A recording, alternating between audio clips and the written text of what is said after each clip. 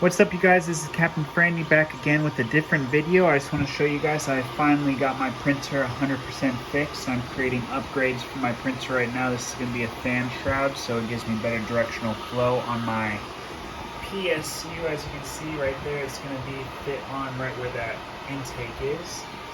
And yeah, this is of course the Ender 3 Pro. And yeah, new updates, new things. I'm going to be making some stuff. If you guys have any designs, shoot them my way.